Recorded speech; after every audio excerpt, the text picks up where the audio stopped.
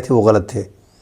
اس بار اتنی سختی کی گئی ہے کہ ساتھ یہ بھی کہا گیا ہے کہ آپ جو بندہ اس میں نکلے گا اس کے شناختی کارڈ بلاک کر دیا جائے گا۔ وہ جب پکڑے جائیں گے تو ان کے شناختی کارڈ بلاک کر دیے جائیں گے، پاسپورٹ کینسل کر دیے جائیں گے، ان کے جو ہے بینک اکاؤنٹ منجمد ہو جائیں گے اور ان کے تعلیمی اسناد کو ختم کر دیا جائے گا، معطل کر دیا جائے گا۔ وہ بیرون ملک سفر نہیں کر سکیں گے، ان کو نوکریاں نہیں ملیں گی۔ اس کے باوجود اگر لوگ نکلتے ہیں تو یہ اسٹیبلشمنٹ کے لیے، اس حکومت کے لیے کم از کم یہ ہے کہ پھر ان کو سمجھ جانا چاہیے کہ واقعی لوگ جو ہیں عمران خان کے ساتھ ہیں۔ اتنے بڑی دھمکیوں کے بعد کون اپنی تعلیمی اسناد خراب کرتا ہے یار؟ کون چاہتا ہے کہ میری زندگی تباہ ہو؟ کون چاہتا ہے کہ میرا شناختی کارڈ کینسل ہو، میرا پاسپورٹ کینسل ہو؟